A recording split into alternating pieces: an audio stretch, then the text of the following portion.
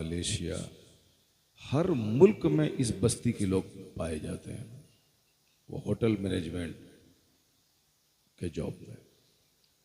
तो उन्होंने कहा कि आज से 40 साल पहले हम लोग बहुत गरीब थे, मिट्टी की दीवार होती थी और छप्पर, घास, बहुत गरीब थे हम लोग। चोरी भी लोग करते थे, गुर्बत में लोग चोरी भी करते थे। दूसरे गांव के लोग इस गांव में आने से डरते थे। इसी दौरान एक फकीर की आमद हुई। लोगों ने उस फकीर से दुआ की दरख्वास्त की। उस फकीर ने, ये मांगने वाला फकीर नहीं,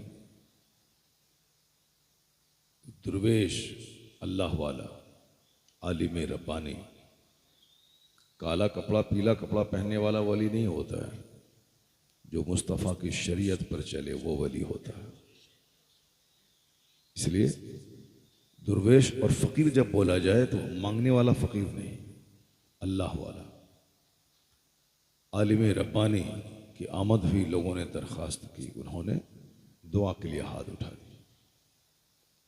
उस दुआ का ये फैज़ मिला कि जहाँ मजहबियत का रंग नहीं था, मस्जिदें नहीं थी, मदरसे नहीं थे, दौलत भी नहीं थी, दीन भी नहीं था, दुनिया भी नहीं थी, साफ लफ्ज़ों, लेकिन उस दुर्वेश की दुआ के बाद ऐसा रंग बदला कि उस गांव में 5 मस्जिदें, कई मदरसे और 10-10 रोज़ा मुहर्रमुल हराम की पाकीज़ा ज़िक्र शहादत की महफिलें। मैं कंटिन्यू 2 साल वहाँ गया, 10-10 दिन, 12-12 दिन की तकरीरें हमारी हुई। मैंने कहा कि वो कौन दुर्वेश था, कौन फ़कीर था वो जिसकी वजह से ये सारा रंग बदला, गरीबी ख़त्म हो गई, जलसा हो रहा है, मस्जिदें बन रही हैं, मदरसे कायम हो रहे हैं। कहा उस दुर्वेश को दुनिया खलीफाए हुज्जतुल इस्लाम मौलाना हबीबुर रहमान मुजाहिद मिल्लत के नाम से याद करती है। सुभान अल्लाह, क्या बात है। मुजाहिद मिल्लत के मज़ार पे अगर आप कभी नहीं गए हैं तो जाइएगा। पूरे उड़ीसा में ऐसा लगता है कि बरेली शरीफ के उर्स की झलक दिखाई पड़ती है। दूर दूर तक गाड़ियां, दूर दूर तक फैले हुए लोगों का एक जबरदस्त अज़्दहाम। मैं जब आज से 30 साल पहले गया था, अभी 3 साल पहले जब गया तो मैं देख के दंग रह गया। क्या दूसरे किसी मज़ार पे भीड़ होती होगी। सारी जिंदगी मुजाहिद मिल्लत ने अपने बाप दादे का खुतबा नहीं पढ़ा, हाथ में मसलक आला हजरत का झंडा लेके पूरे हिंदुस्तान में घूमते रहे और मसलक आला हजरत का सच्चा दाई और नकीब बनकर जो उन्होंने काम किया है, आज करोड़ों लोगों को उनकी ज़िंदगी से नूर और रोशनी मिल रही। आला हजरत अकेले थे, लेकिन उन्होंने इतने अफराद पैदा किए हैं कि आज कई करोड़ नाम के साथ लफ्ज़ रज़ा जुड़ा हुआ है। अहमद रज़ा अकेले थे, मगर आज एहसन रज़ा, मोहसिन रज़ा, तौक़ीर रज़ा, तौसीफ़ रज़ा, जुबैर रज़ा, ज़ैद रज़ा, बकर रज़ा, इतने रज़ा हैं पूरी दुनिया में कि कई करोड़ लोगों के नाम के साथ लफ्ज़ रज़ा जुड़ा हुआ है। रज़ा ने अपने दादा रज़ा अली खां की सवाने उम्री पे कोई किताब नहीं लिखी। ये मुफ्ती तौफीक साहब मदज़िल्लुल आली, शीशगढ़ की आज पहचान मुफ्ती तौफीक साहब के नाम से। एक अच्छे अदीब, एक अच्छे राइटर, एक अच्छे खतीब, एक अच्छे मदरसे के मोहतमिम नाज़िम। कोई खतीब होता है तो मुक़र्रिर अदीब नहीं होता है, कोई अदीब मुसन्निफ़ होता है तो खतीब नहीं होता है, और कोई खतीब होते हैं तो मदरसे के नाज़िम नहीं हो पाते, उससे चंदा नहीं हो पाता है। लेकिन मुफ्ती तौफीक साहब नईमी में ये सारी क्वालिटीज़ मौजूद है। एक अच्छे मदरसे के मोहतमिम, एक ज़बरदस्त खतीब, एक ज़बरदस्त अदीब, इनके शागिर्द दूर दूर तक फैले हुए हैं, इनकी किताबें दूर दूर तक फैली हुई। आप इनसे नफरत नहीं, इनसे मोहब्बत करें कि इन्होंने आपके शीशगढ़ का मान सम्मान ऊंचा किया है।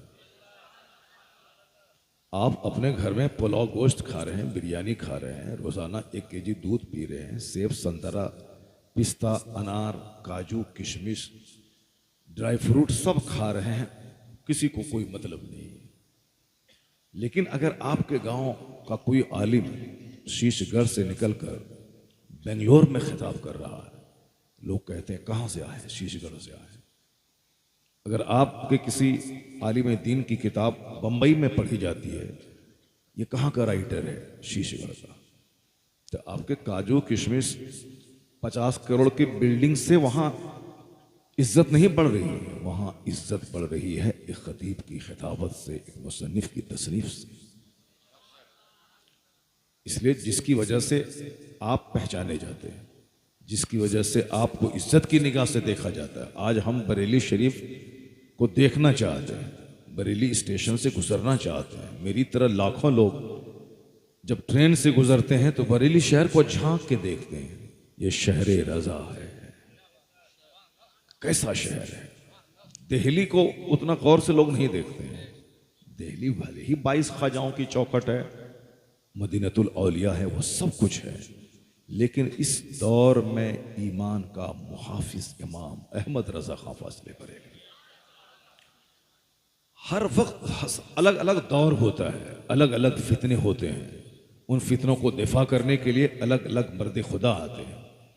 इस दौर में नजदियत और वहाबियत की कमर तोड़ने के लिए एक नाम आला हजरत का काफी है। तो आला हजरत फाजली बरेलवी ने जो काम किया है, उसकी वजह से बरेली शरीफ अमेरिका, यूरोप, हॉलैंड, पूरी दुनिया में कहाँ नहीं रजा का नाम है। आप लोग सब सुनते हैं, बच्चा बच्चा गाता है, वादी रजा की कोहे हिमाला रजा का है, जिस समत देखिए वो इलाका रजा का है। जब रजा का नाम होता है तो बरेली शहर का नाम होता है, बरेली के आसपास रहने वाले सारे लोगों का नाम होता है। जब आप यहां से जाएं बिहार और कह दें कि मैं शीशगढ़ बरेली के पास से आया हूं, लोग आपका हाथ चूम लेते हैं। तो आपका रंग देखकर, आपकी नाक देखकर, आपकी चौड़ी पेशानी देखकर, आपका अच्छा कारोबार देखकर नहीं, वो जो चूमना चाहते हाथ, वो आला हजरत की वजह से चूमना चाहते, सरकार मुफ्ती आजम हिंद की वजह से, सरकार ताजुश शरिया की वजह से। तो ताजुश शरिया ने पूरे इलाके को जमीन से उठा के इज्जत के आसमान पे पहुंचा दिया। अमेरिका की गलियों से गुजरते थे तो लोग कहते थे एक गोरों के मुल्क में चांद कहां से उतर गया। ताजुश शरिया जब हॉलैंड में जाते थे तो लोग कहते थे ये गोरों के प्रदेश में ये आसमान का सूरज जमीन पे कहां से आ गया। जब कहा जाता था कि अहमद रजा खां का पोता है, लोग कहते थे कि अहमद रजा को हमने देखा नहीं है, लेकिन जब पोता ऐसा लाजवाब है तो दादा कैसा लाजवाब है। तो आप मुकद्दर के धनी हैं कि आप ताजुश शरिया के जवार में रहते हैं, आप ताजुश शरिया के दयार में रहते हैं, आप मुफ्ती आजम हिंद के आसपास। जब भी दिल में आला हजरत के मज़ार पे जाने की ख्वाहिश पैदा हो, बाइक उठाएं, 1 घंटे से कम वक्त में आप आला हजरत के मज़ार पे रहें। मैं चाहूँगा कि मैं बरेली जाऊँ तो मुझको आने के लिए 24 घंटे लगेंगे। हाँ, अगर फ्लाइट का पैसा वगैरह है तब तो फिर भी 12 घंटे से कम नहीं लगेंगे, क्योंकि एयरपोर्ट जाना है, फिर दिल्ली एयरपोर्ट उतरना है, फिर दिल्ली से बरेली आना है, 12 घंटे फिर भी लगेंगे। लेकिन आपको सिर्फ 40 मिनट लगेगा, शीशगढ़ से निकले और आला हज़रत के मज़ार पे सलाम पेश करके चले गए। तो अब भी आप दौलत का रोना रोएंगे कि मेरे पास माल नहीं है, मेरे पास महल, मेरे पास मकान नहीं है। नहीं, नहीं है आपके पास महल, नहीं है आपके पास मुकेश अंबानी की तरह दौलत, नहीं है आपके पास बिल गेट्स की तरह दौलत, मगर आप कहें कि मेरे पास आला हजरत है, आप कह दें कि मेरे पास मुफ्ती आजम हिंद है। मुझको किसी ने बताया कि एक शख्स 15 लाख रुपए खर्च करके ताजुश शरिया को अपने घर में 5 मिनट के लिए बुलाना चाहते थे, लेकिन ख्वाहिश उसकी पूरी नहीं हुई। मुझे किसी ने बताया कि नागपुर में एक बंदा झोला में रुपया भर के लाया था कि हुजूर इसको कबूल कर लें, सिर्फ मेरे घर में कदम रख दें। ताजुल शरिया ने कहा था कि तुम आला हज़रत के बेटे को पैसे से खरीदना चाहते हो?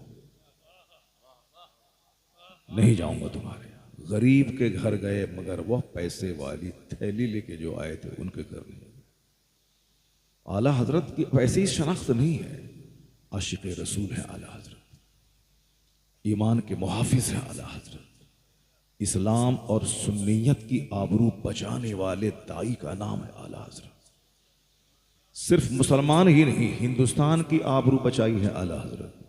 मैंने आज से 5 साल पहले इस्लामिया इंटर कॉलेज के उर्स में कहा था, अगर आज अमेरिका कहे कि तुम्हारे मुल्क में कोई एक ऐसा राइटर हो जो उस राइटर ने 1000 के करीब किताबें लिखी हों, उसको मेरे सामने लाओ, कोई नहीं जाएगा। न मुंशी प्रेमचंद जाएंगे, न रविंद्रनाथ टैगोर बंगाल वाले जाएंगे, न हिंदुस्तान की किसी भी जबान का कोई राइटर हो, चाहे तेलुगु, मलयालम, कन्नड़ा, गुजराती, असमिया, कश्मीरी, उर्दू, हिंदी, किसी भी जबान का कोई राइटर अमेरिका के उस चैलेंज का जवाब बन के सामने नहीं आएगा। लेकिन अगर हिंदुस्तान का मान सम्मान ऊंचा करने के लिए मोर देन 1000 बुक्स, 1000 से ज्यादा किताबें लिखने वाला राइटर अगर अमेरिका के चैलेंज का जवाब बन के आएगा तो उसी का नाम इमाम अहमद रजा खां फाजिली बरेलवी। तो इस माना कर भारत रत्न राजीव गांधी को मिल गया, किस बुनियाद पे मिल गया? भारत रत्न अटल बिहारी वाजपेयी को लोगों ने दे दिया, चलिए ठीक है, आपने उनको दे दिया, लेकिन भारत रत्न के मुस्तहिक तो आला हजरत हैं, जिसके मानने वाले हजारों की तादाद में अमेरिका में मौजूद है।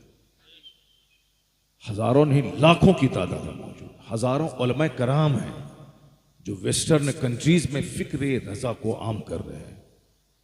तो आपके मुल्क की शोहरत आला हजरत के मानने वाले लोगों से है अमेरिका, यूरोप में।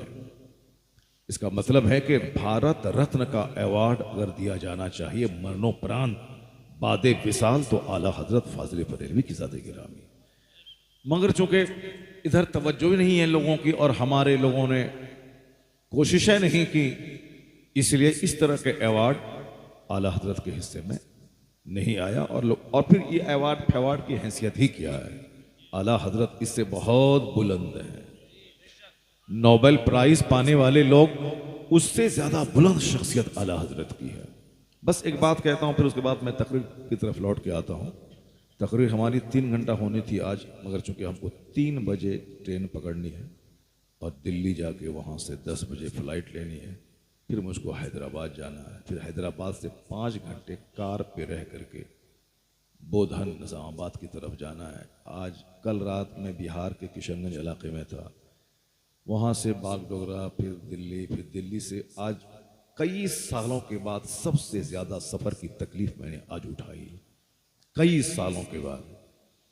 तो 4 साल पहले तकलीफ़ें होती थी, समोसा खा लिया, बिस्किट खा लिया, कुछ खाया, भूखे प्यासे रह गए, तकरीर की 3 घंटे, फिर चले, सोना नसीब नहीं होता था मगर चलता था, पहले जवानी थी। लेकिन अब 50+ हम हो गए, अब थोड़ी सी परेशानी होती है। तो 10 साल पहले जो सफ़र की परेशानी होती थी, वो परेशानी आज 10 साल के बाद मुझको उठानी पड़ी है। कैसे उठानी पड़ी है? दिल्ली तक, एयरपोर्ट तक तो आ गया आराम से, पर एयरपोर्ट के बाद बरेली तक कैसे आए हैं, तो वो तो चलिए अल्लाह ताला माफ़ फरमाए। कल भी बहुत परेशानी, लगातार 17 तारीख तक इसी तरह भाग दौड़ है। 3 घंटे सोने के लिए रात में मौका नहीं है, क्योंकि 12वीं शरीफ का महीना है, सारी दुनिया को मुस्तफ़ा का फैज़ मिल रहा है। तो ख़तीब लोग भी उसी फैज़ को हासिल करने के लिए और पैगाम मोहब्बत आम करने के लिए पूरे हिंदुस्तान में फैल जाते हैं।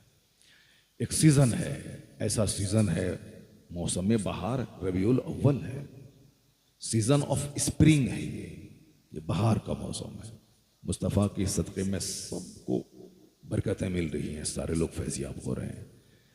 तो इसलिए मैं आज 3 घंटे नहीं बोलूँगा, बस सिर्फ 1 घंटे या 1 घंटे से कुछ कम, क्योंकि निकलना भी है, 1.25 घंटे में पहुँचना भी है बरेली और फिर ट्रेन में पकड़नी है। बस एक बात मैं कहता हूं कि जब बात छिड़ गई आला हजरत की, तो एक सीधी सिंपल सारी बात है, इल्मी, तहकीकी, मालूमाती, इंफॉर्मेटिव, एजुकेटिव, शैक्षणिक, वो सारी बातें अपनी जगह रहने दी। लेकिन एक आम फहम बात मैं आपसे कहता हूं। आज से 40 साल पहले जब मैं पढ़ता था तो उस वक्त लोग कहते थे कि 12 वफात, क्योंकि ये 12वीं शरीफ का महीना है, ईद मिलादुन्नबी का जश्न लोग सब मना रहे हैं, तो हम लोग ईद मिलादुन्नबी नहीं जानते थे। क्या जानते थे? 12 वफात। 12 वफात है, 12 वफात। वहाबियों ने खूब हंगामा किया था 12 वफात, यानी 12 रबीउल अव्वल को हुजूर की वफात हुई है, हुजूर पर्दा फरमाए। इन लोगों ने यह हंगामा मचाया कि 9 रबीउल अव्वल को आपकी पैदाइश हुई है। पैदाइश में तो इख्तलाफ है विलादत की तारीख में, लेकिन विसाल की तारीख में कोई इख्तलाफ नहीं है। उनका कहना है विलादत की तारीख में इख्तलाफ है, 7, 9, 12। अगरचे कसरत से उलमा कराम का इत्तेफाक है कि 12 रबीउल अव्वल ही तारीख़ विलादत है, लेकिन इख्तलाफ तो है। बहुत सारे लोगों का कहना है कि नहीं, 12 नहीं बल्कि 9 है। लेकिन विसाल की तारीख में कोई इख्तलाफ नहीं है।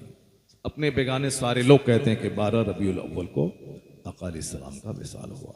और हमारा मसलक अहले सुन्नत के फॉलोवर का क़ीदा है कि 12 रबीउल अव्वल तारीख़ विलादत भी है और तारीख़ विसाल भी है। इसलिए हम लोग वफात का गम नहीं मनाते हैं, विलादत की खुशियां मनाते हैं। क्योंकि सरकार की मौत मौत नहीं, वो तो बस एक वादे सादिका है। असल में मिसले साबिक वही हयात जिस्मानी है। आका अलैहिस्सलाम अपनी कब्र में जलवा अफरोज हैं, सारी कायनात का मुशाहिदा करते हैं। तो जो मर जाए, सड़ जाए, आदमी उसका न गम मनाता है। हुजूर तो सब बस सिर्फ एक पलक झपकने के लिए मौत आई, फिर तो पहले ही की तरह आप जिंदा हैं। इसलिए कहा जाता है कि अपने घर में जब दाखिल हो जाओ तो सलाम करो घर वालों को, गरीबी दूर होगी। अगर घर में कोई नहीं है तो कहो अस्सलामु अलैका अय्युहन नबी। क्यों? फ़इन्ना रूहन नबी ये मौजूदुन फ़ी बुयूत अहलिल इस्लाम। इसलिए कि हुजूर की रूह हर मुसलमान के घर में मौजूद होती है। आपने बेशक तो कह दिया, सुभान अल्लाह तो कह दिया, ये आपकी सोच थी, मगर मेरी सोच सुनिए। मेरी सोच ये है कि आप अपने मौलाना साहब के सामने रजनीगंधा नहीं खाते हैं, आप अपने बाप के सामने खैनी गुटका पुड़िया नहीं खाते हैं, आप अपने बाप के सामने गुनाह नहीं करते हैं। लेकिन जब आपको विश्वास है कि मेरे घर में नबी की रूह मौजूद है, तो फिर नबी के सामने 12 घंटे टेलीविज़न की स्क्रीन पे क्या गड़बड़ देखते रहते हैं, क्या गड़बड़ देखते रहते हैं, क्या इंस्टाग्राम और फेसबुक पे क्या करते रहते हैं? क्या समझते हैं कोई नहीं देख रहा है? वल्लाहु खबीरुम बिमा तामलून। जो कुछ आप कर रहे हैं अल्लाह को खबर है। और फिर अकीदा अहले सुन्नत के मुताबिक मुस्तफ़ा की रूह घर में है तो मुस्तफ़ा भी देख रहे हैं कि तुम क्या कर रहा है। तो हया और शर्म का तकाजा यही है कि हर मुसलमान अपने घर से टेलीविज़न को हटा दे। अगर टेलीविज़न अगर है भी, हम तो उसके हिमायती नहीं है। हम तो हमारा घर देहात में है 50 लाख का, शहर में है 1 करोड़ का घर, और उसमें 15-20 कमरे हैं, 4 मंजिला मकान है। एक रूम में भी एक टेलीविज़न नहीं मिलेगा। इस ज़माने में चमकती दमकती इस पीरियड में एक टेलीविज़न मेरे घर में नहीं है। न देहात वाले घर में है, न शहर वाले घर में। और हम 5 भाई से हैं, 5 बड़े हम हैं। मेरे छोटे भाई कोई हाफिज है, कोई मौलवी है, कोई स्कूल का पढ़ा हुआ है, मगर स्कूल का जो पढ़ा हुआ है उसके घर में भी टेलीविज़न नहीं है। ये बिल्कुल परफेक्ट बात कह रहा हूँ, सच्ची बात। अब बता सकते हैं कि आप कहते हैं कि टेलीविज़न के बगैर कौन जिएगा इस ज़माने में? क्या मौलाना साहब पुरानी बातें आप कर रहे हैं? मैं जी रहा हूँ, मेरे भाई 5 जी रहे हैं, वो सब जी रहे हैं। आप बोलेंगे कि मुतालबा जहेज किए बगैर शादी कैसे होगी? मैं अपने बाप की नियाबत का हक अदा करते हुए कई भाइयों की शादी मैंने कराई, किसी से 1 पैसे का डिमांड नहीं किया। इस जमाने में, 50 साल पहले की बात नहीं, इस जमाने में हमारे सारे भाई बाइक से चल रहे हैं, हमारे घर की खवातीन कार से चल रही हैं, लेकिन वो कार किसी ने दिया नहीं है, वो कार गौसे आजम का तोहफा है। जहेज में नहीं लिया हूं मैं, एक बाइक तक नहीं लिया हूं, चारों भाइयों में से किसी को नहीं लेने दिया हूं। इस जमाने में कौन चलेगा, इस जमाने में कौन अमल करेगा? इस जमाने में चलने वाले लोग चलते हैं, अमल करने वाले लोग अमल करते हैं। आप बोलते हैं कि रजनीगंधा खाए बगैर कौन रहेगा, गुटखा खाए बगैर कौन रहेगा, शुद्ध पलस खाए बगैर कौन रहेगा। आप अगर आदत के गुलाम हैं तो क्या मतलब सारे लोग आदत के गुलाम हैं? एक मौलाना साहब मेरे साथ में आज थे, तो हम एयरपोर्ट तक आते हुए 4 जगहों पे कार रोक करके वो रजनीगंधा का पुड़िया खोजने के लिए, जाओ ये बड़ा वाला वहां है कि नहीं है। कहा हजरत यहाँ नहीं है, चलो आगे। फिर आगे गाड़ी रुकी, जब वो बड़ा वाला, छोटा वाला मिला मगर वो बड़ा वाला हमको नाम मालूम नहीं है। 4 बार गाड़ी रुकी और पूरा रास्ता वो खाते हुए आए। प्लेन पर चढ़ने से पहले गए, मुंह साफ किया, फिर बैठ गए। हम भी तो साथ में हैं, हम भी तो रहते हैं। एक गंधा नहीं जानते हैं, एक गुटखा नहीं जानते हैं, एक पुड़िया नहीं जानते हैं, एक पान नहीं जानते हैं। ऐसा नहीं कि 50 साल पहले के आदमी हम हैं, 50 साल पहले पैसा नहीं था तो नहीं खाते थे। नहीं, आज के जमाने में कोई रजनीगंधा नहीं, कोई गुटखा नहीं, कोई शुद्ध फलस नहीं, कोई पान नहीं। जब हम भी तो इसी जमाने में रह रहे हैं, चाहने वाला अगर चाह ले तो कोई भारी बात नहीं है। आदत के गुलाम मत बने, अपनी ख्वाहिशात को दबा के रखें, ख्वाहिशात के गुलाम नहीं बने। बंदा जब नेक बनना चाहता है तो हदीस में आया है ना कि तुम 1 कदम बढ़ाओ, अल्लाह की रहमतें 10 कदम तुम्हारा इस्तकबाल करेंगे। तुम अल्लाह की तरफ चलना शुरू करो, अल्लाह की रहमतें दौड़ कर तेरा इस्तकबाल करेंगे। लोग कहते हैं कि इस जमाने में कौन दाढ़ी रख करके MBBS डॉक्टर बनता है, कौन दाढ़ी रखकर IAS ऑफिसर बनता है। नमाज पढ़ने 5 बार मस्जिद जाएंगे कि किताब पढ़ेंगे, वो तो कंपटीशन फेस नहीं कर पाएंगे। एक लड़का मेरे इलाके का अलीगढ़ में पढ़ता था, टॉप क्लास का MBBS डॉक्टर बना, कॉलेज में टॉप किया, यूनिवर्सिटी में टॉप किया।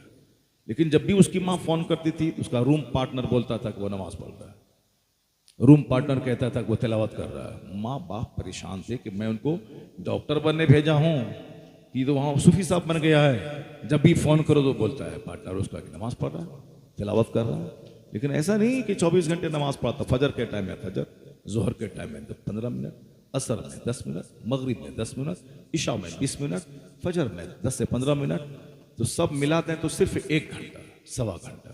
लेकिन इसके अलावा जो टाइम बचता था वो 10-10 घंटे, 12-12 घंटे स्टडी करता था, 16-16 घंटे। इत्तेफाक से माँ बाप का फोन उस टाइम में आता था जबकि असर का टाइम होता था, मगरिब का टाइम होता था, ईशा का टाइम होता था, सुबह सवेरे फजर के बाद कुरान पढ़ने का टाइम होता था। वो फिजिक्स केमिस्ट्री बाद में पढ़ता था, पहले वो कुरान पढ़ता था फजर के बाद। क्योंकि फजर के बाद जब बंदा 1 चैप्टर कुरान का पढ़ लेता है तो फिजिक्स केमिस्ट्री का वो चैप्टर जो 5 घंटे में याद होगा वो 1 घंटे में याद हो जाता है। अपने काम का आगाज आप कुरान पाक की तिलावत से करें, अपने काम की शुरुआत आप कुरान पाक की तिलावत से करें, फिर देखें उसकी बरकतें कितनी होती हैं। 90 साल की उम्र में भी बगैर चश्मे के आप किताब पढ़ेंगे अगर आप बचपन से कुरान पाक पढ़ने के आप आदी हैं। जो कुछ भी तमाशे आज हो रहे सब हमारे अपने किए हुए हैं। अल्लाह ताला हमें मालदार बनाना चाहता है और अब मालदार बनने के लिए मेहनत चाहिए, मालदार बनने के लिए हिकमत चाहिए। ऐसा नहीं कि आसमान से सोने की बारिश हो जाएगी या जमीन से सोने की हांडी निकल जाएगी, ऐसा नहीं है। मालदार बनने के लिए आदमी को खेत में हल चलाना होता है, खेत में दाना डालना होता है, उसकी हिफाजत करनी होती है, उसमें खाद पानी डालना होता है, फिर जाके टाइम पे फसलें पैदा होती हैं, तब फसल कट के घर में तैयार होके आती है। ऐसा नहीं कि जादू की छड़ी घुमा दें खेत से सोना निकल गया, आम का पेड़ लगा दें वहां से हीरा निकल जाए, लीची का पेड़ लगा दें वहां से सोना निकल जाए। इस दुनिया में ऐसा नहीं होता है। इस दुनिया में होता है जैसा करोगे वैसा भरोगे, जैसी मेहनत वैसी बरकत। 50% तुम इधर से बढ़ो और फिर 50% खुदा की रहमतें उधर से चलेंगी, कामयाबी कदम चूमेगी। यही है इस दुनिया में। तकदीर पर भी भरोसा करना है, और तदबीर भी अपनानी है, मेहनत करनी है। तो मेहनत करने वाला बच्चा इस जमाने में भी दाढ़ी रख के आईएएस ऑफिसर बन रहा है। मेहनत करने वाला इस जमाने में भी 5 वक्त की नमाज पढ़ने के बाद MBBS डॉक्टर बन रहा है। अब अगर कोई मदरसे में पढ़ने के बाद भी नमाज नहीं पढ़े तो उसका क्या करेंगे? अब कोई अलीगढ़ यूनिवर्सिटी में MBBS करने के बावजूद 5 नमाज के साथ इशराक अवाबीन भी पढ़ ले, इसको आप क्या कह सकते हैं?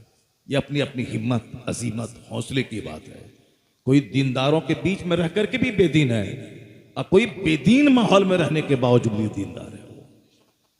आप सिर्फ हिम्मत करें, आप आगे बढ़ें, आप बोलें कि मैं अपना टेलीविजन नहीं रखूंगा घर में, मैं अखबार पढ़ लूंगा, उर्दू अखबार, अंग्रेजी पढ़ लूंगा, द टाइम्स ऑफ इंडिया पढ़ लूंगा।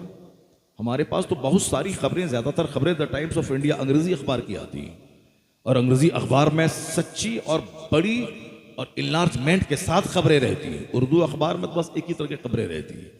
हिंदी में भी द टाइम्स ऑफ इंडिया पढ़ें, एक अखबार हिंदू है अंग्रेजी में, उसको पढ़ें। तो अंग्रेजी पढ़ने के लायक आप रहेंगे तब ना अंग्रेजी अखबार पढ़ेंगे। आपको तो साहब बैठक करने, दूसरों की गीबत करने से फुर्सत ही नहीं। स्कूल गए, आ गए, उसके बाद बच्चा क्या कर रहा है कोई मतलब नहीं। डिग्री से कुछ भी नहीं होने वाला है। मेरिट, एबिलिटी, काबिलियत, और काबिलियत सिर्फ सोचने से नहीं पैदा होती है। काबिलियत मश्क, प्रैक्टिस, स्ट्रगल, जद्दोजहद, एक बार नहीं 50 बार पढ़ा जाए, एक बार नहीं 100 बार पढ़ा जाए, कैसे नहीं इल्म सीने में आएगा, कैसे नहीं सबक याद होगा। मेहनत करना होगा। एक बार 2 बार पढ़ा, नहीं हुआ, छोड़ दिया, नहीं होगा ऐसा। इस कदर मेहनत करें कि किताब पानी पानी हो जाए तो कामयाबी आपका कदम चूमे। सिर्फ डिग्री वाला बच्चा मत पैदा कीजिए आज, यह वो वक्त है मेहनत का, काबिलियत पैदा करने का। मैट्रिक पास करें, अंग्रेजी पानी की तरह बोले, सेंट जेवियर्स वाला 50,000 रुपये माहाना देकर आपको अपने स्कूल में प्राइवेट टीचर के तौर पर बहाल करेगा। अगर MA तक की डिग्री है, काबिलियत कुछ नहीं है, जीरो, आपकी कोई हैसियत नहीं है। आप बोलेंगे हाँ घर मकान देकर के 50 लाख हम रिश्वत दे देंगे। जब काबिलियत नहीं रहेगी तो रिश्वत देंगे आप? घर मकान बेच देंगे, गाड़ी बेच देंगे, खेत बेच देंगे, 50 लाख ले लो, नौकरी हमको दे दो, ताकि डेली 5 घंटे जाके वहां मदरसे में जाके बैठे और महीना लगने के बाद 2 लाख रुपए महीना कमाएं, आराम से खाएं। यानी हराम खाने की नीयत है, मेहनत की नीयत नहीं। ये रिश्वत देके, नौकरी लेके, रोजाना बैठ करके पैसा लेके बाल बच्चों को जो खिलाएंगे तो बाल बच्चों का कैसा जमीर होगा, उस बच्चों का फ्यूचर कैसा होगा। मेहनत कीजिए, स्ट्रगल की जद्दोजहद कीजिए। जन्नत जाने के लिए भी मेहनत करना होगा, दुनिया पकाने कमाने के लिए भी मेहनत करनी पड़ेगी। और अल्लाह ताला ये नहीं कहता है कि तुम सिर्फ 5 वक्त नमाज पढ़ो, रोजा रखो, ज़कात दो, हज करो और दुनिया के लिए मेहनत नहीं करो। नहीं, दुनिया में खुशहाल रहने के लिए जद्दोजहद करो। ये तरीका भी अल्लाह ने सिखाया है। दुआ रब्बना आतीना फिद दुनिया हसना व फिल आखिरत हसना, ये जो दुआ है कुरान पाक की, ये अल्लाह ने सिखाया बंदों को। ये दुआ किसी इंसान की लिखी हुई नहीं है, ये दुआ कुरान करीम में अल्लाह ने अपने बंदों को मांगने के लिए सिखाया है कि तुम हमसे ये मांगो, रब्बना आतीना फिद दुनिया हसना, ए अल्लाह हमें इस दुनिया में भलाई अता फरमा, मरने के बाद भलाई अता फरमा, और हमें जहन्नम की आग से बचा दे। एक जामे दुआ है जिसमें जहन्नम की आग से बचने की दुआ की जा रही है, दुनिया की खुशहाली की दुआ की जा रही है। एक मुकाबला है मुस्लिम समाज में, गाड़ी का मुकाबला, पोटिको का मुकाबला, झूमर का मुकाबला, टाइल्स का मुकाबला, ग्रेनाइट का मुकाबला। शादी ब्याह में 50 टाइप का खाना खिलाया गया, हम भी खिलाएंगे, चाहे कर्ज लेके हो, भीख मांग के हो, चाहे ज़कात मांग करके हो, चाहे 50 मालदारों से भीख मांग के हो, मगर हम भी उसी तरह करेंगे। एक पता नहीं एक गंदी सोच कहां से पैदा हो गई है, ये सोच कहां से आ गई है मुस्लिम सोसाइटी में। हम आपके पास 1 करोड़ रुपए है, आपने अपने बेटे के वलीमे में 5,000 आदमी को दावत दे दिया, मेरे पास नहीं है। अगर हम भी वही तमन्ना पालेंगे कि हम भी 5,000 आदमी को खिलाएं, चाहे भीख मांग के हो, तो मेरे जैसा रजील और जलील कौन होगा।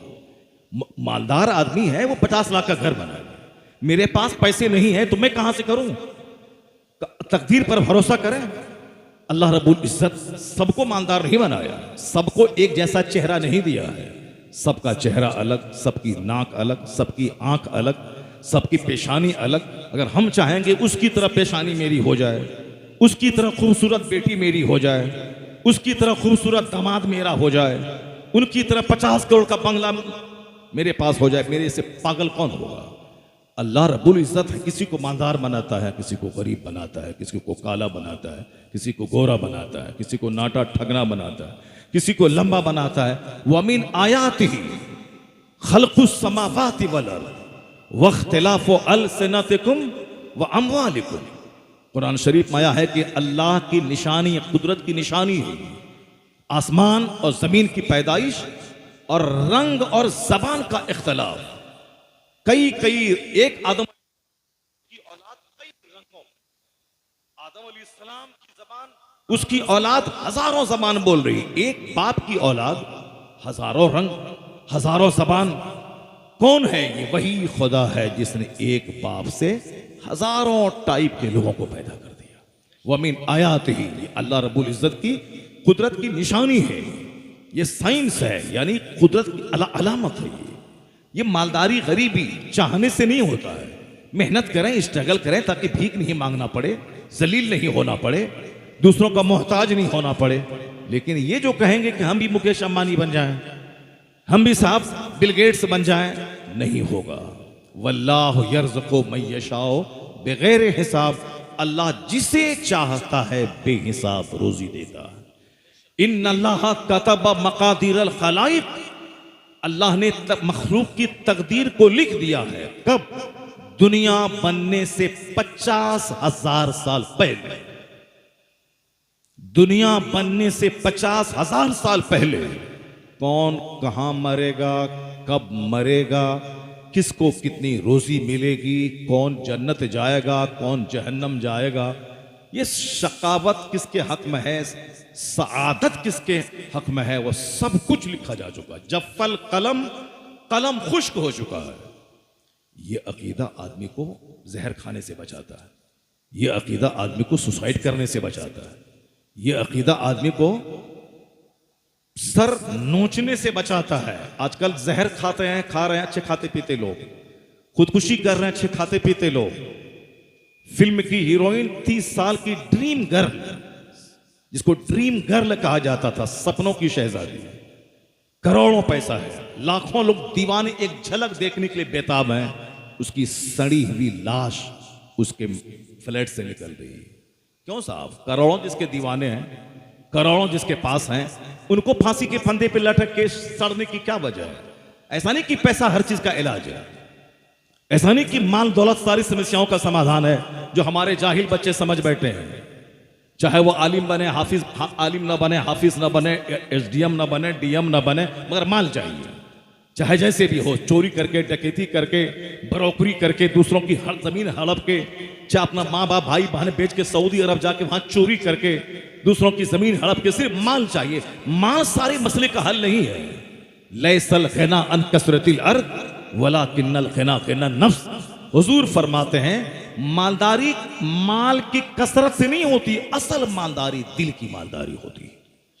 असल मालदारी इसकी होती है। करोड़ों रखने के बाद भी लोग जहर खा रहे हैं, करोड़ों रखने के बावजूद भी सुसाइड कर रहे हैं। क्यों? इसलिए कि वो जो चाह रहा था, चाहा हुआ, नहीं हुआ तो जहर खा के मर गया।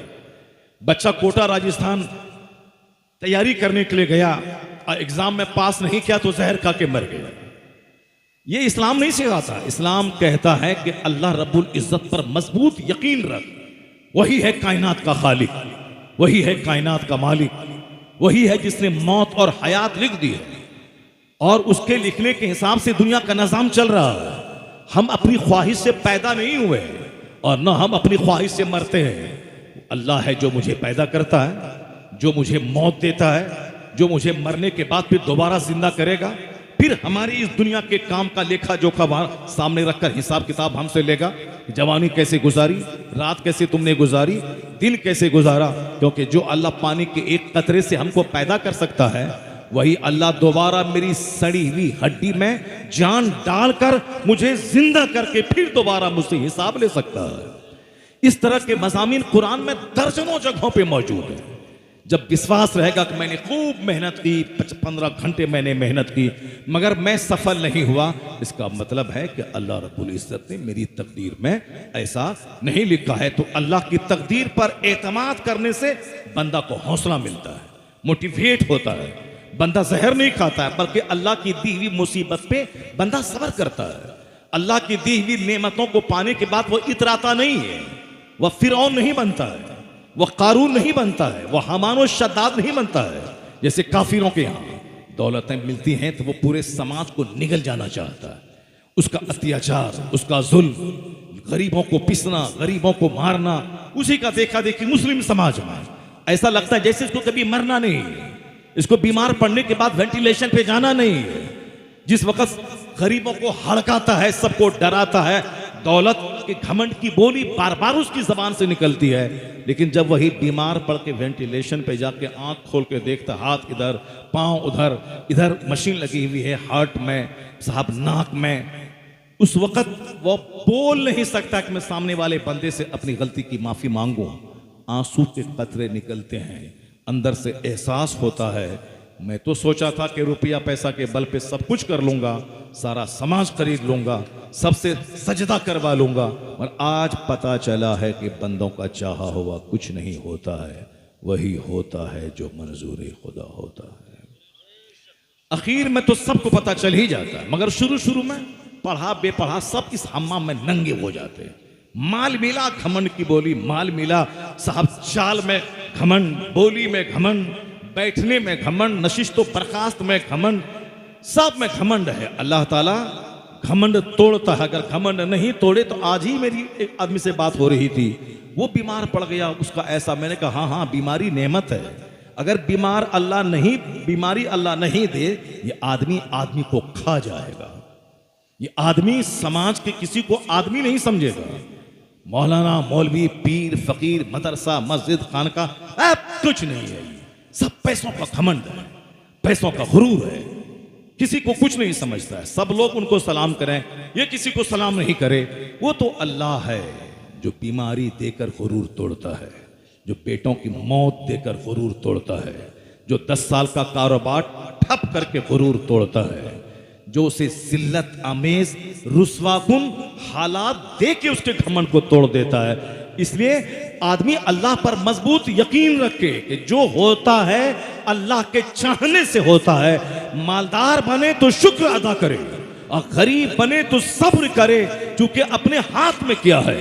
अल्लाह जब नेमत दे तो शुक्र अदा करे, गरीबी दे तो सब्र करे। शुक्र नेमत को बढ़ा देता है और सब्र बेपनाह अज्र का भागीदार बना देता है। इन्नमा युवफ़्फ़स साबिरून अजरहुम बिगैर हिसाब।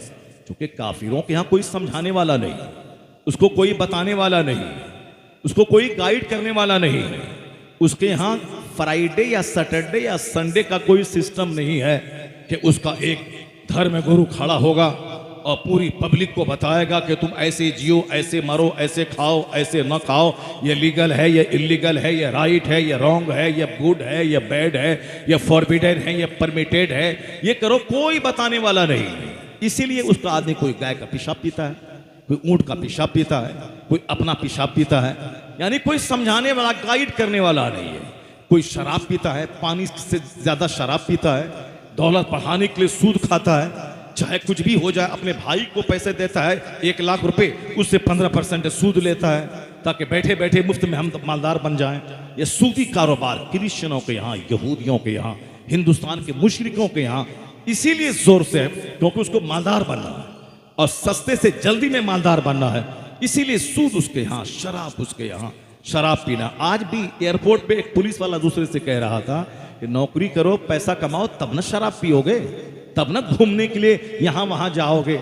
ये देखिए हम लोग शराब के बारे में क्या सोच रखते हैं और ये पुलिस वाला क्या सोच रखता है। आज की बात कह रहा हूं, बागडोर एयरपोर्ट पे पुलिस वाला दूसरे से बात कर रहा था, हम जा रहे थे अंदर, वो कह रहा था कि माल रहेगा तब ना शराब पिएगा जी, माल रहेगा तब ना दार्जिलिंग का पहाड़ घूमेगा जी, माल रहेगा तब ना मसूरी, नैनीताल, गुलमर्ग और पहलगाम घूमेगा जी, यानी माल रहेगा तब शराब पिएगा। इसका मतलब माल कमाने का मतलब शराब पीना।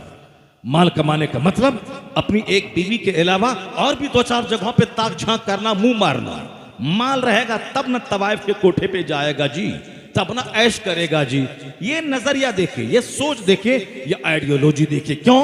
इसलिए कि कोई उसका वीकली सिस्टम नहीं है समझाने का, मंथली सिस्टम नहीं है समझाने का, ईयरली सिस्टम नहीं है समझाने का। क्या है? अपने मन से कुछ बना लेना है, खूब घुमाना है, ढोल बजाना है, डीजे बजाना है, लोगों से पैसा कलेक्शन करना है, गाड़ी वाले को रोकना है, चंदा लेना है, फिर कुछ बना लेना है, डीजे बजाना है, 24 घंटे गाना सुनना है, फिर टाइम हुआ उसको धुआं दे करके नदी में जाके उठा के फेंक देना है। यही तो है उसके यहाँ, ये तमाशा होता है। मगर ए मुसलमान, तुम खुशनसीब है कि अल्लाह ने तुम्हें इस्लाम जैसा मुकद्दस मजहब अता फरमाया।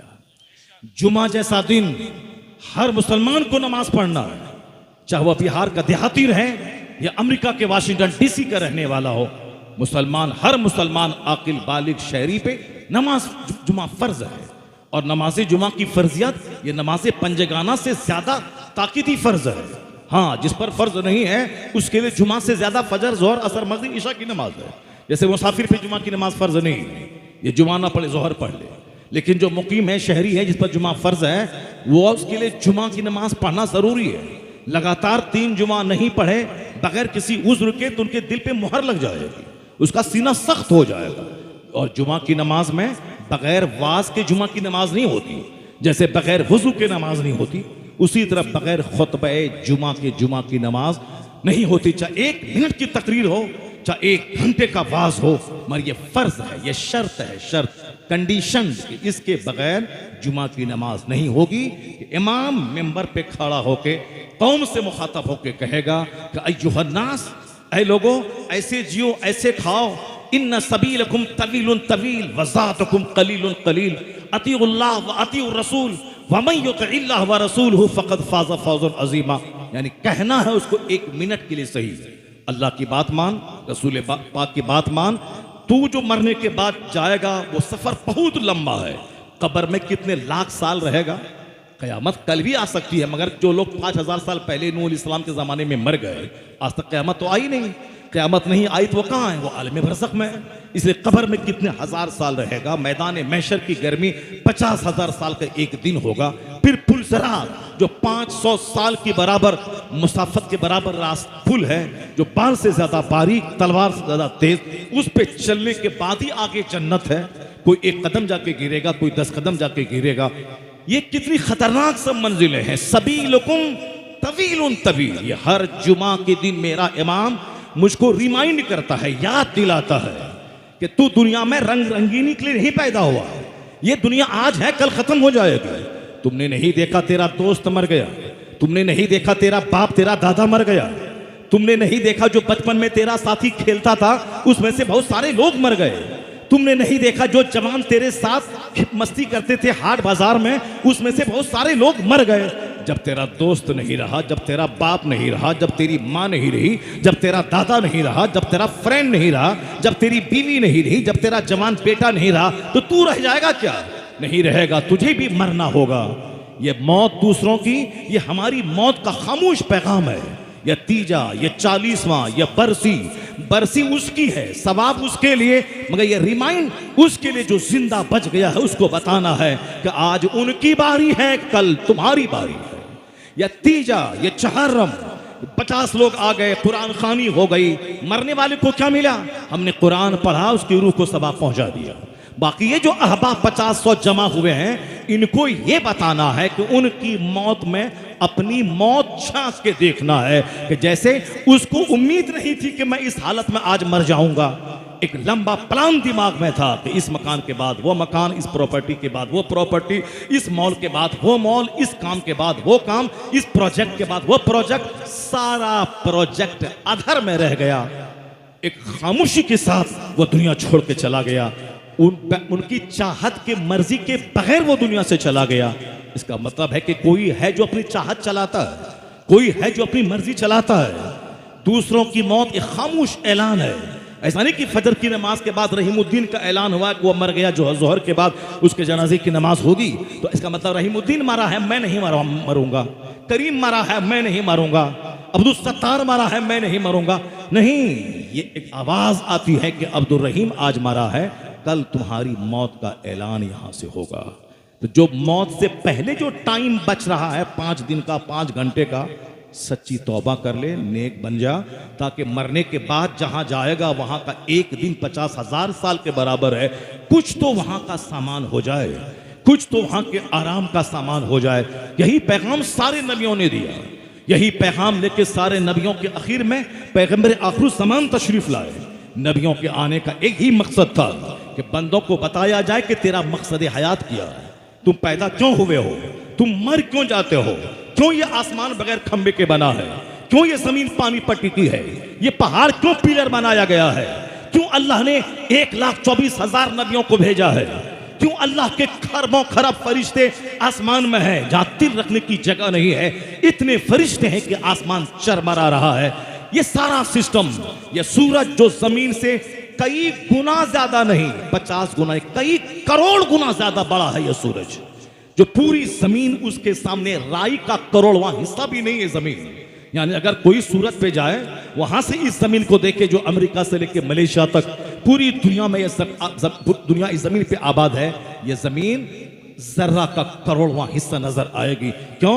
इसलिए कि सूरज इस जमीन से हजारों गुना नहीं, करोड़ों गुना ज्यादा बड़ा है। तब जाके वह गेंद की तरह लगता है और सारी दुनिया को रोशनी देता है। यह सूरज क्यों डेली उगता है, यह सूरज क्यों रोजाना डूबता है, यह चांद क्यों निकलता है, यह चांद क्यों डूबता है, यह रात क्यों आती है, यह दिन क्यों निकलता है, यह जमीन क्यों है, यह पानी क्यों है, यह आग क्यों है, यह हवा क्यों है, यह पानी के कतरे से इतना अजूबा इंसान कौन पैदा कर देता है, फिर उसकी रूह निकाल के मिट्टी में कौन ले जाता है। वही है, यही पैगाम अंबिया कराम देने के लिए दुनिया में तशरीफ लाए। वही रब है जिसने आसमान बनाया, जमीन बनाई, सूरज और चांद बनाए, 70% हिस्सा जमीन का पानी वाला समंदर का बनाया।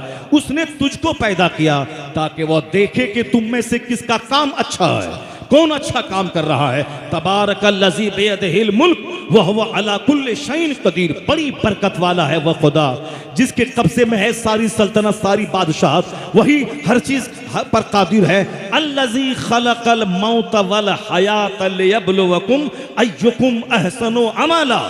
जिसने मौत और जिंदगी पैदा की, created life and death, life और डेथ पैदा किया है ताकि जांचे कि तुम में से किसका काम अच्छा। लियब्लुवकुम अय्युकुम अहसनु अमला। नाचने, थिरकने, ढोल बजाने, गाना बजाने, कूदने के लिए अल्लाह ने नहीं पैदा किया। अल्लाह ताला हमारे अच्छे अमाल के मुझको पैदा किया ताकि मैं इस जमीन को हुस्न अखलाक से भर दूं, इस जमीन को अपने से दूसरों को फायदा पहुंचा के भर दूं। अल्लाह की जो जमीन जैसी खूबसूरत है उसी तरह नेकियों से इस जमीन को भर दूं। इस जमीन पे गुल बूटे हैं, गुलमर्ग है, नैनीताल है, निशात बाग है, शालीमार बाग है, हिमालय की चोटी है। इस जमीन में दरख्त है, नदी नाले हैं, झरने हैं, या डेजर्ट या ट्रीज या माउंटेन, ये जमीन का हुस्न है। दरख्त से ऑक्सीजन भी मिलती है और दरख्त से जमीन की खूबसूरती भी है। लोग अपने दरवाजे पर पेड़ पौधे लगाते, दरवाजे खूबसूरत रहें, और अल्लाह ने ऐसा इंतजाम किया है। अगर कभी आपको मौका मिले तो आप कश्मीर जाइए, जिसको दूसरे लोग अपने हिसाब से पैराडाइज ऑन अर्थ कहते हैं।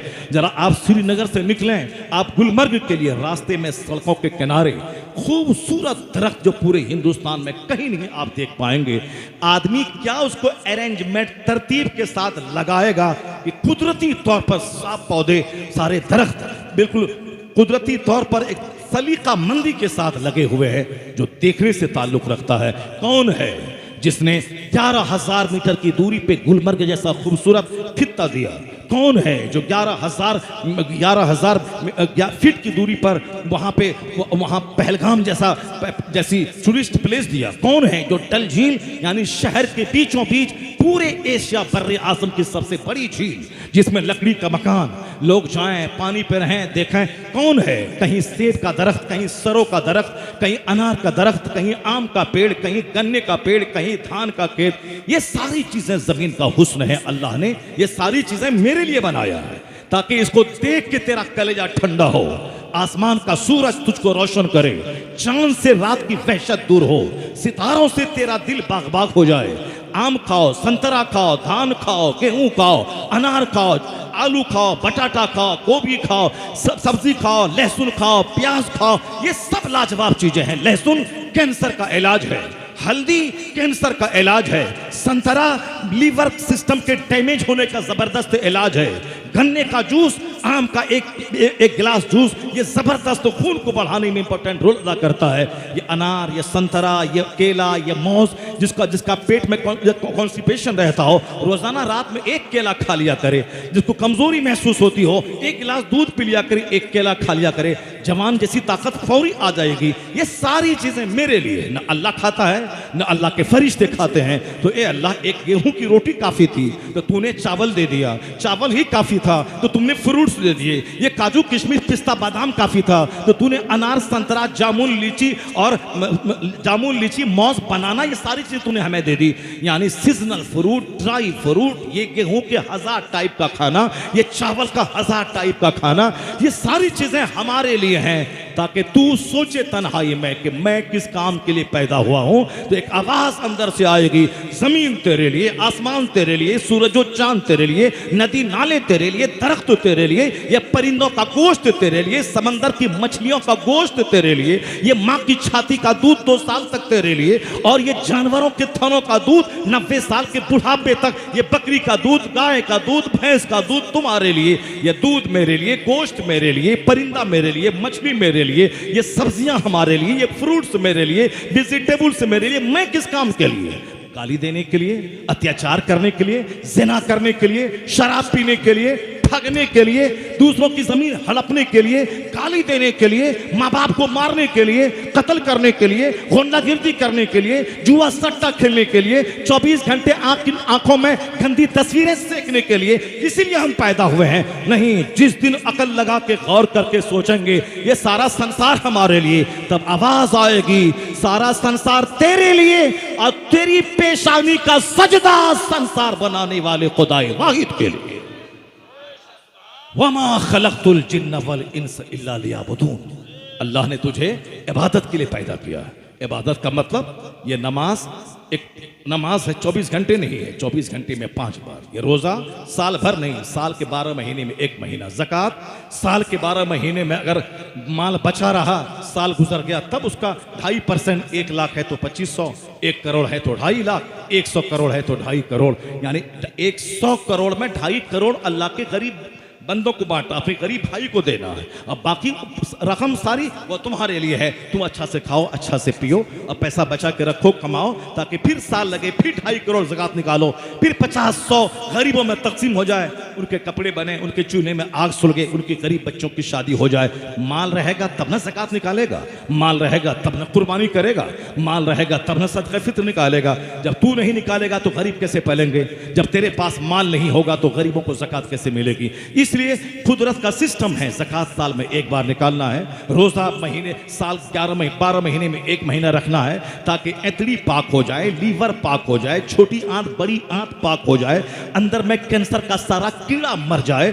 14 घंटे, 12 घंटे, 15 घंटे मौसम के हिसाब से लंबा लंबा दिन, सुबह सादी से लेके गुरूब आफ्ताब तक तू रोज़ा रखेगा तो अंदर का सारा कीड़ा मर जाएगा। जापान का गोल्ड मेडलिस्ट जिसको नोबेल प्राइज मिला है, वो कहता है कैंसर का कीड़ा आम लोगों के पेट में ज्यादा है बनिस्बत मुसलमानों के, इसलिए इसको कैंसर पेट का कम होता है, मगर परसेंटेज कम है। इसलिए कम है कि मुसलमानों पे 1 महीने का रोजा फर्ज है और 1 महीना 12 से 14 घंटे तक ये भूखा प्यासा रहता है, जिसकी वजह से कैंसर का कीड़ा हो भी गया हो तो 14 घंटे की भूख की वजह से कीड़ा मर जाता है, गल जाता है। ये रोजे का सिस्टम लाजवाब, ये ज़कात का सिस्टम लाजवाब, नमाज का सिस्टम लाजवाब, और फिर ये सारी इबादतें एक बड़ी इबादत के लिए तैयार करती है। वो इबादत है हुस्न अखलाक। क़यामत के दिन सारी नेकियों को जब तौला जाएगा तो सबसे बड़ी भारी वजनी नेकी जो होगी वो आदमी का हुस्न अखलाक होगा। बीवी से सलूक कैसा है, बच्चों से सलूक कैसा है, पड़ोसी से सुलूक कैसा है, ये आदमी का अपना हुस्न अखलाक होगा। यानी सुलूक कैसा है बच्चों से, बीवी से, पड़ोसी से, सबों से, ये है आदमी। ना कि बीवी को मारना, बच्चों को गाली देना, पड़ोसी को सताना, अपने बॉस को सताना, अपने वर्कर को गाली देना, नौकर को गाली देना नहीं। मुस्तफ़ा सारी कायनात के लिए मॉडल बन के आए हैं, अल्लाह ने मॉडल बना के भेजा है। यूरोप का दानिश्वर कहता है, Anas live in the Holi service of the profit for 10 years but he did not tell even word उफ। यानी हजरत अनस मुस्तफ़ा का गुलाम 10 साल तक 10 दिन नहीं 10 साल तक नबी की खिदमत में रहा। मेरी खिदमत में 10 मिनट कोई गुलाम रहे, हम उसको पूरे खानदान को खंगाल देते हैं। तुम बेढंगा है, बदतमीज है, तुमको काम करना नहीं आता है, मैंने ये कहा था तुमने वो नहीं किया, मैंने ये करने से मना किया था तुमने वही कर डाला। मगर यूरोप का दानिश्वर कहता है मुस्तफ़ा कैसे लाजवाब है कि 10 साल तक अनस उसकी खिदमत में रहते हैं। नाराजगी के इजहार का बड़ा तरीका है मारना, नाराजगी के इजहार का दरमियानी तरीका है गाली देना, और नाराजगी के इजहार का सबसे लोवेस्ट डिग्री अदना दर्जा है उफ कह के नाराजगी का इजहार करना। कहते हैं यूरोप का दानिश्वर कि मुस्तफ़ा की खिदमत में 10 साल तक अनस रहे मगर लफ्ज़े उफ तक नहीं कहा। यह इस बात की दलील है कि कायनात की सबसे अजीम तरीन लाजवाब हस्ती का नाम मोहम्मद अरबी अलैहिस्सलाम। ऐसा इंसान को कभी देखा गया न सुना गया, इसलिए तो आला हजरत ने कहा कोई बड़ा नहीं, न कोई थिंकर, न प्रोफेसर, न डायरेक्टर, न डॉक्टर, नहीं, सबसे आला व औला हमारा नबी, सबसे बाला व वाला हमारा नबी। सारे अच्छों में अच्छा समझिए जिसे, है उस अच्छे से अच्छा हमारा नबी। बातें हमारी मकसद के तहत हो गई। जो कुछ मैं कहना चाहता था कि दूसरों की मौत में अपनी मौत झांक के देखना है। 40वां को एक रस्म नहीं बनाना है, मरने वाले के लिए सवाब और जिंदों के लिए रिमाइंड, उनको याद दिलाना है कि तेरी भी मौत आने वाली है, तेरा भी 40वां होना है। इसलिए हम अपने हिसाब से न जीते हैं न हम अपने हिसाब से मरते हैं, सारा कंट्रोल उसी रब्बे आला के पास है। तो बंदा सरे तस्लीम झुका दे, surrender to the will of Allah. नेमत मिले तो अपने आप को क्रेडिट ना दे, अल्लाह ने दिया है। गरीबी मिले तो अपने आप को न कोसे, बल्कि कहे कि अल्लाह ने मुसीबत दी है, मैं इस मुसीबत पे मैं सब्र करूंगा। गरीबी, तकलीफ, परेशानियों को अपनी बदअमली की नहुसत का नतीजा समझे।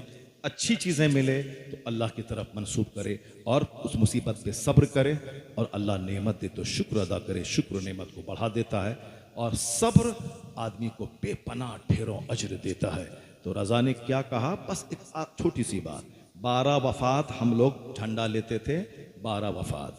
और साहब उत्तर प्रदेश में आए तो क्या है आज 12 वफात, उड़ीसा में क्या है 12 वफात, बम्बई में क्या है 12 वफात, 12 वफात, 12 वफात, 12। जो सुन्नी टनाटन होते थे ये भी 12 वफात कहते थे। मगर अल्हम्दुलिल्लाह आज 100 साल के बाद ऐसे हालात पलटा खाए हैं कि नजदी के मदरसे में छुट्टी है, रजिस्टर में लिखा है ईद मिलादुन नबी, स्कूल बंद है ईद मिलादुन नबी, कचहरी बंद है ईद मिलादुन नबी, सदन में ईद मिलादुन नबी, मोदी जी की जबान पे ईद मिलादुन नबी की बधाई।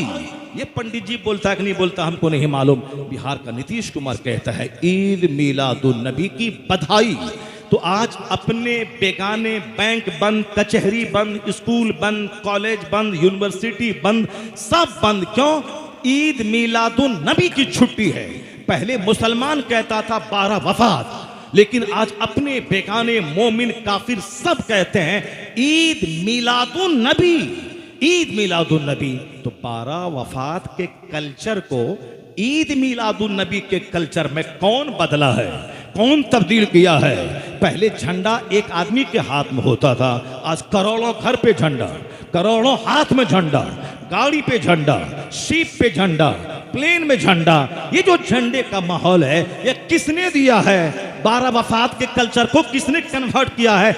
ईद मिलादुन नबी बोल, ये किसने कहा? वही जो 100 साल पहले कहा था कि खाक हो जाएं अदू जलकर मगर हम तो रजा, दम में जब तक दम है जिक्र उनका सुनाते जाएंगे। हश्र तक डालेंगे हम पैदाइशे मौला की धूम, मिसले फारस नजद के किले गिराते जाएंगे।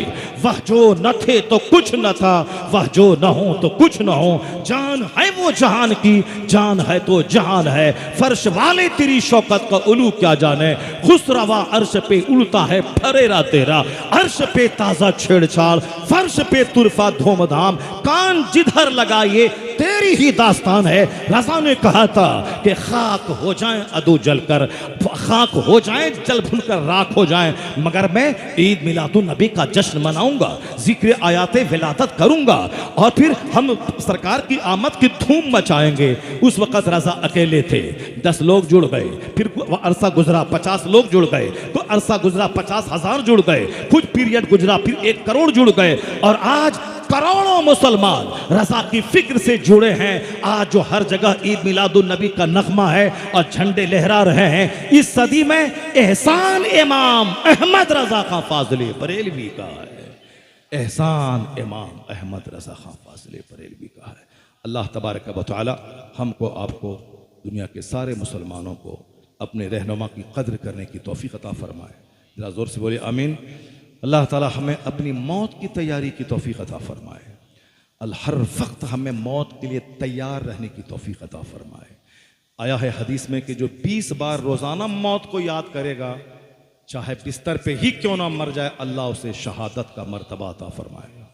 इसे रोज़ाना कम से कम 20 बार ये दुआ कीजिए, अल्लाहुम्मा बारिक ली फिल मौत व फीमा बादल मौत। इसको रट लीजिए, रोज़ाना 20 बार याद करते हुए कि मरना है। ये दिमाग में जो घर मकान मॉल दुकान की ख्वाहिशात पल रही है, जो दिमाग सड़ रहा है इसी दुनिया को सजाने की फिक्र में, ये सड़ांद खत्म हो जाएगी जब फिक्र आखिरत, फिक्र कब्र और फिक्र उक़बा जब दिमाग में आ जाए।